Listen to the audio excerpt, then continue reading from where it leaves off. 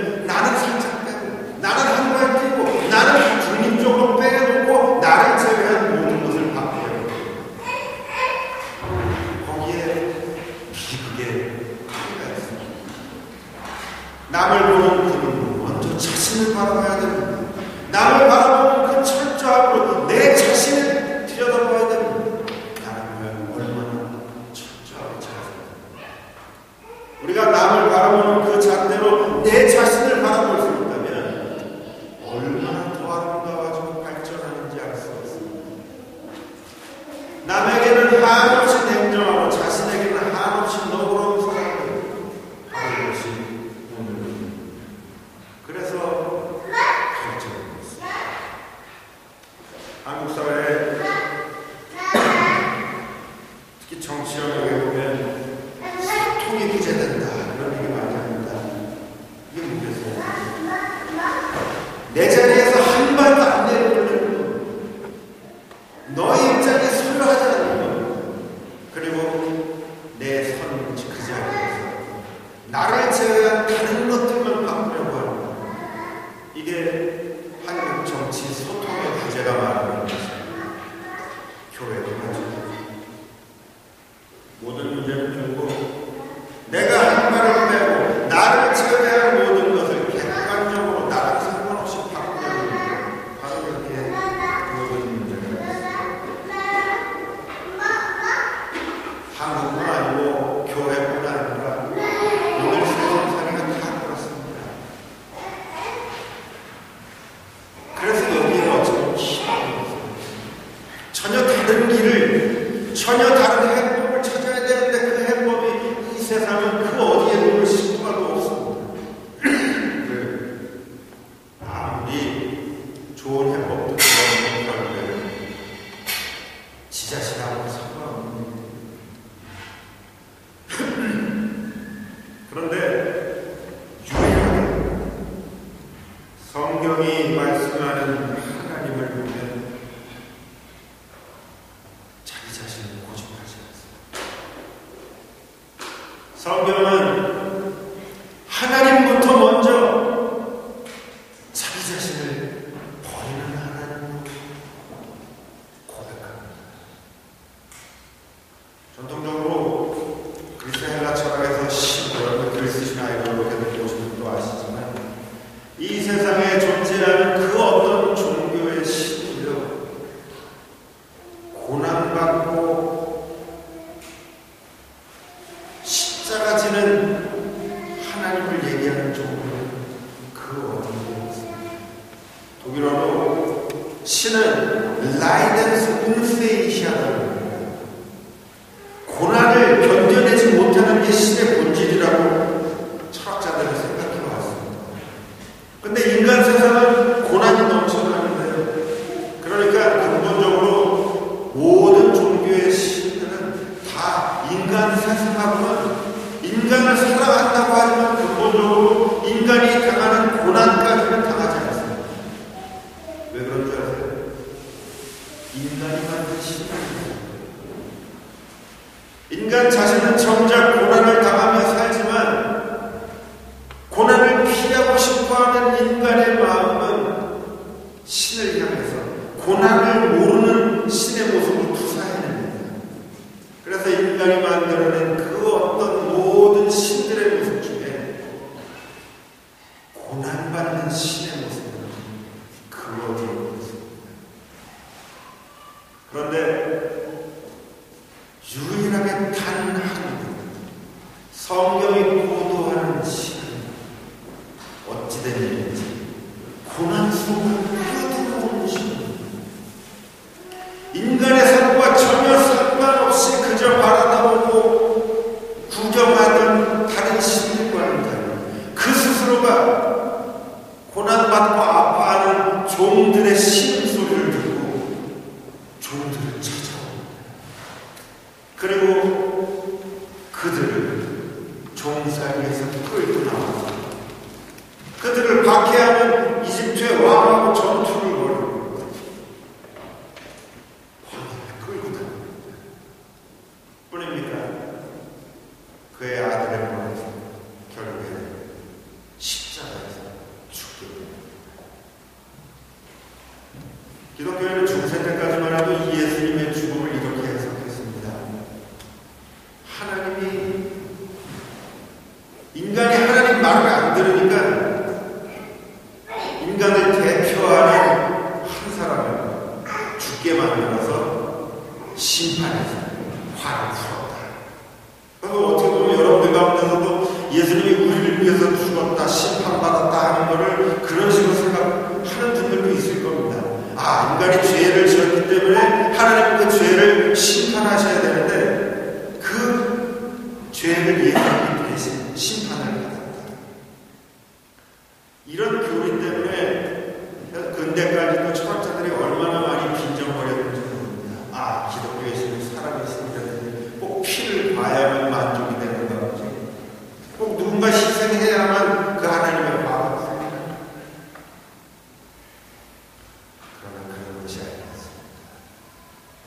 이미 모리아산에 아들 이삭을 데려갔던 아브라함의 이야기가 보여주는 것처럼 하나님은 우리의 죽음과 아픔을 우리의 피를 봐야만 만족하시는 분이 아니라 그러면 그 십자가 그 고난은 뭐였는가? 바로 그 자리에 예수가 하나님의 아들이라고 하는 것이 무엇을 의미하는가 하면 바로 그 십자가를 지는 그 나사렛 예수가 하나님의 아들이시다. 그래서 그의 고난을 하나님이 함께 받으셨고 그를 죽이려고 하는 그 죽음의 세력과 십자가 위에서 같이 싸우셨다는 거예요. 그리고는 어떻게 해요? 그를 다시 살리십니다. 죽음을 죽이십니다.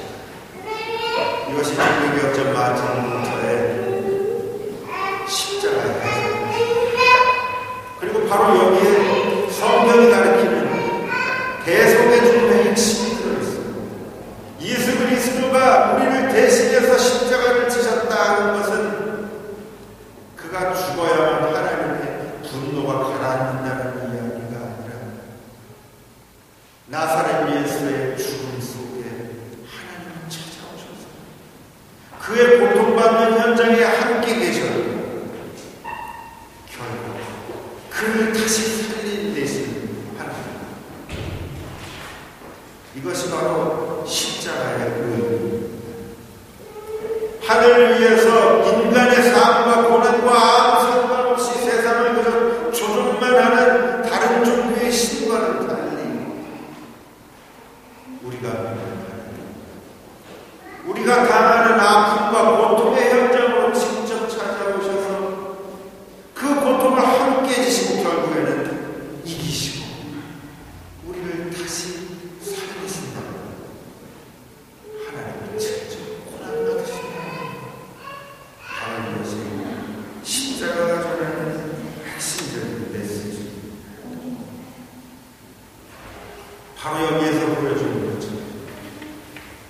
하나님은 객관적으로 인간 세상으로 한 발을 뛴 채 관찰만 하고 계신 것이 아니었습니다.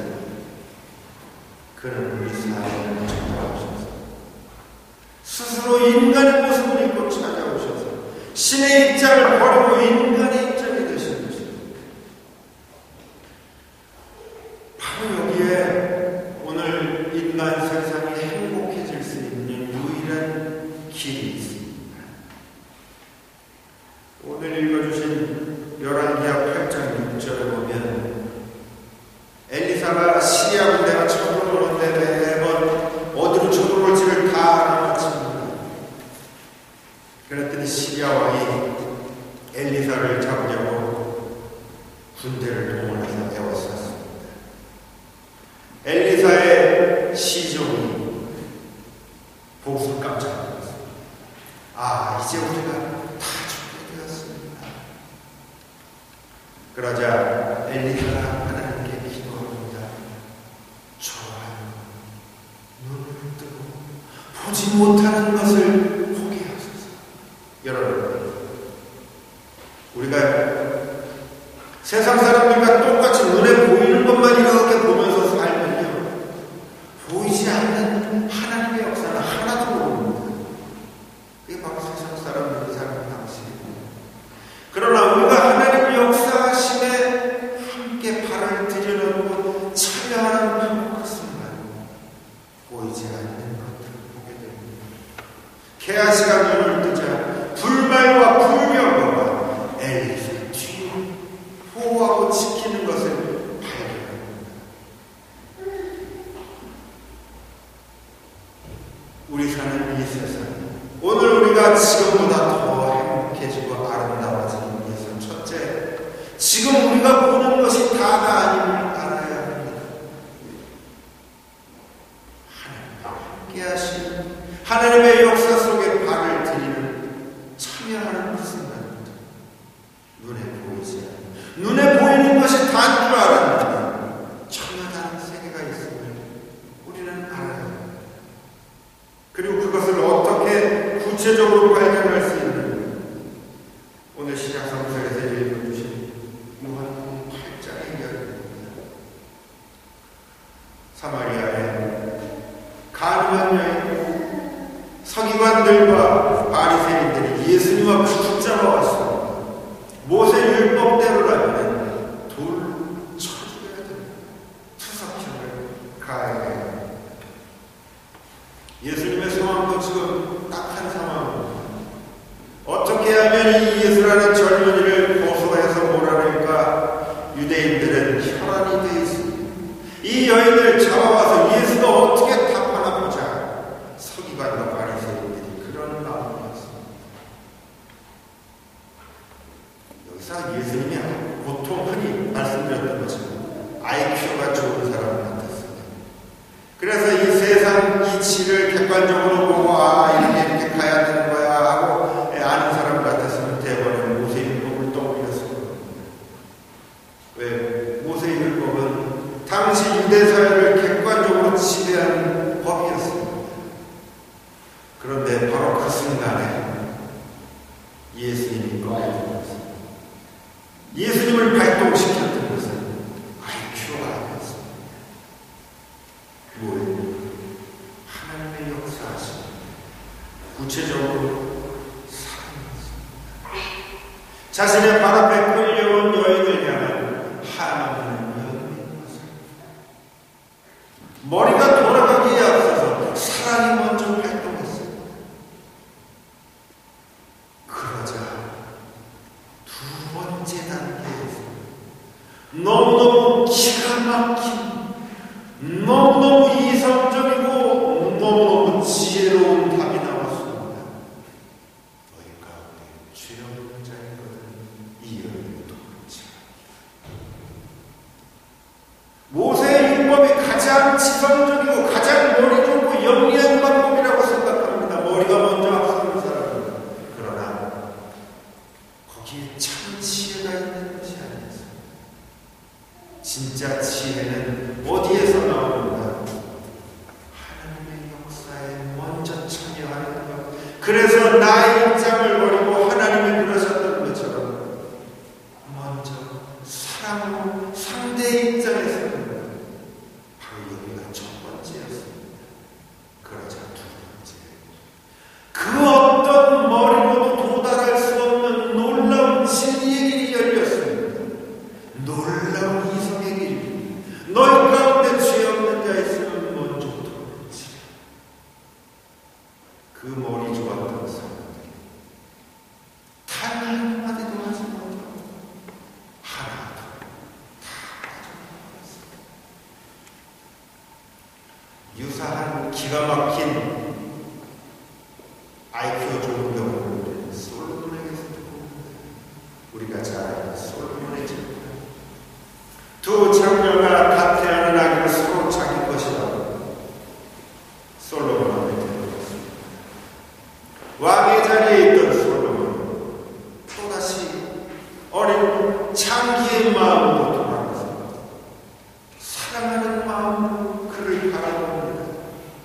그리고 어찌하는 것이 진짜 어미를 밝혀낼 것인가? 바로 거기에서 사랑 다음에 두 번째로 진짜 지혜의 머리가 나옵니다. 그러자 진짜 어미가 저 여러분을 주십시오. 여러분, 머리 좋은 사람은 많습니다. 나랑 아무 상관없이 한발대체 사람을 바라보고 나 빼고 다 변화시켜야 된다고 주장하는 사람은 참 많습니다. 그게 오늘 세상입니다. 그러나 오늘 세상은 그렇게 아름다워지지 않습니다. 왜? 말씀드렸던 것처럼 세상이 아름다워지고 진짜 변화되기 위해서는 내 자신이 변화돼야 되는데 나는 변화할 생각이 없거든요. 머리는 좋은데 진짜 지혜로워지기 위해서는 어떻게 해야 되는가? 내 자신을 하나님의 역사하셔서 내 자신을 비우고 너의 입장에 서고 하나님의 입장에 끊임없이 세울 수 있어요. 진짜 지혜와 진짜 머리 좋은 천재적인 길들이면 요새 말하면 사고의 발성이 필요해요. 내가 있는 그대로 살아왔던 그대로만 고집해서 구원도 필요 없습니다. 내가 고집해왔던 것은 정말 단 한 번이라도 정말 단 한 번이라도 진정으로 사랑하는 마음으로 서로의 마음에 달아갈 수 있어요. 바로 그때 이전까지는 꿈도 꿀 수 없었던 놀라운 지혜의 열입니다. 그것은 바로 하나님이 열어주신 하나님의 지혜입니다. 사랑하는 여러분, 사시면서 많은 어려움들을 당하시고 그때마다 하나님이 주시는 지혜를 구하시기 바랍니다. 하나님이 주시는 지혜를 어떻게 얻을 수 있느냐? 그것은 지금 내가 서 있는 나의 입장을 하나님의 역사하셔서 더 구체적으로 너의 입장, 상대방의 입장, 하나님의 우리를 찾아오셔서 우리 입장에 서셨던 것처럼 우리도 서의 입장에 설 때 정말 꿈도 못 꾸는 놀라운 지혜가 열립니다. 바로 이것이 성경이 우리에게 말씀하시는 구원의 길, 예수님의 길, 지혜의 길,